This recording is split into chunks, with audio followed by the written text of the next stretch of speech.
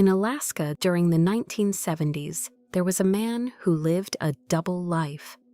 On the surface, he appeared to be a respectable citizen, a bakery owner and a family man. But behind that mask were dark secrets.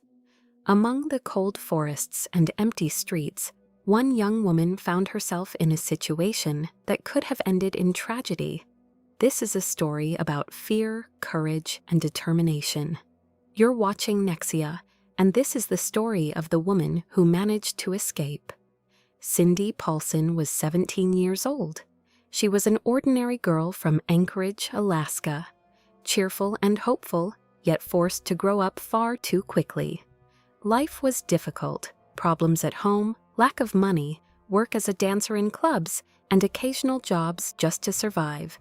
She dreamed of safety, of friends, and of a normal life. She was not looking for trouble, but that evening, trouble found her. Nighttime Anchorage often felt quiet and cold.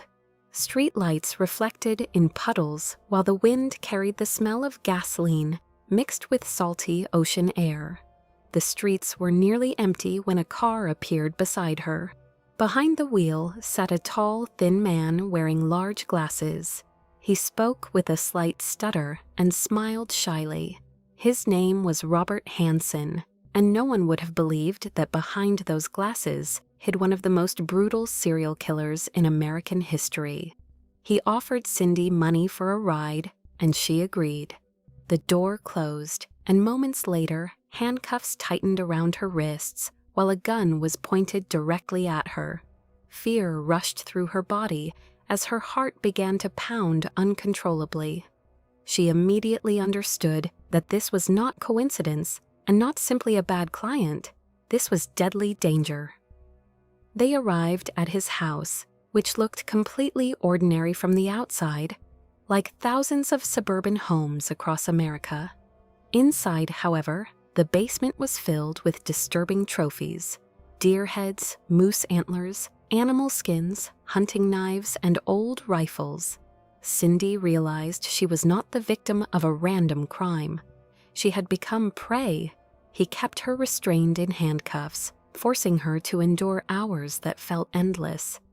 Cindy tried not to cry or show fear. Instead, she carefully memorized everything: the furniture, the smells, the sounds, and his voice, knowing that if she survived, the police would need every detail. The next morning, he drove her to a small airstrip where his plane was waiting.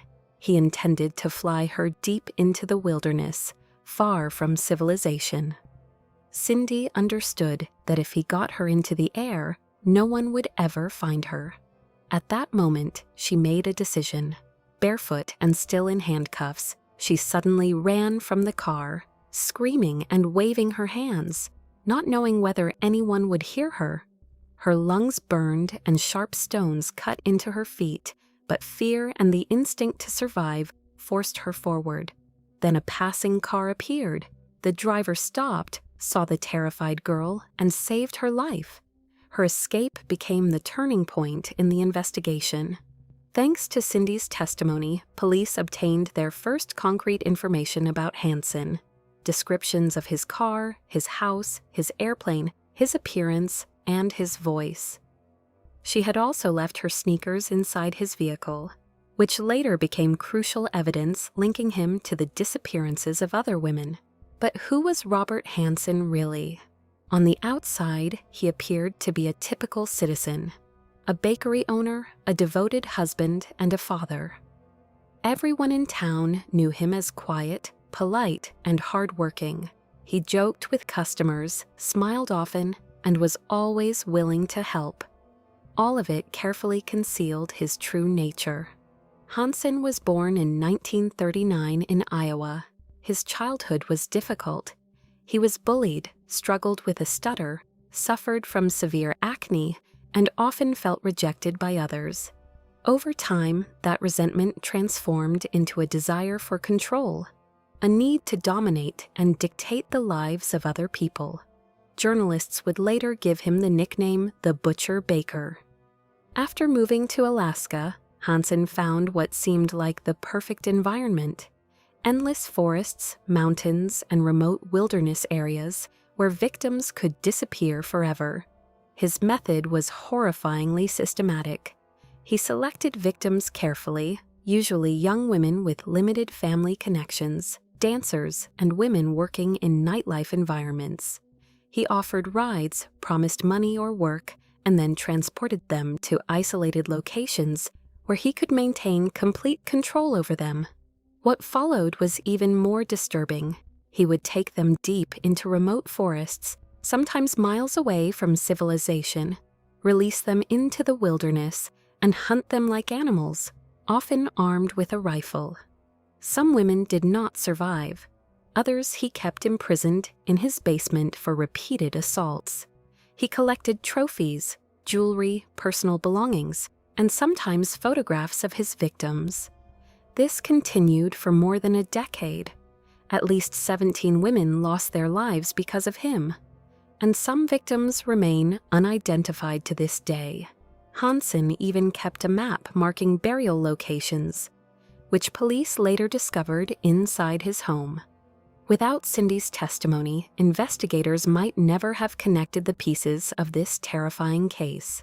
Her description of his vehicle, house, airplane, and personal characteristics allowed police to obtain a search warrant.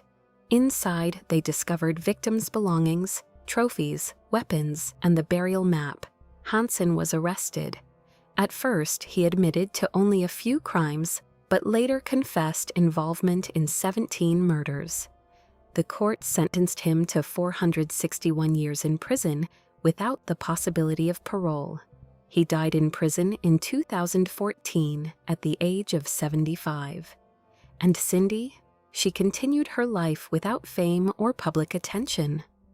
Just a young woman who once ran barefoot, still in handcuffs, across a cold airstrip, saving not only herself, but future victims as well.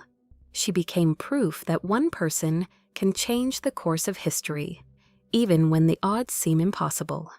This story is not only about a serial killer, it is about resilience, courage, and survival. A reminder that even in the darkest night, light can break through fear and horror if someone finds the strength to fight for their life. Cindy survived, leaving behind the evidence that changed everything. And what would you have done in her place? Share your thoughts in the comments.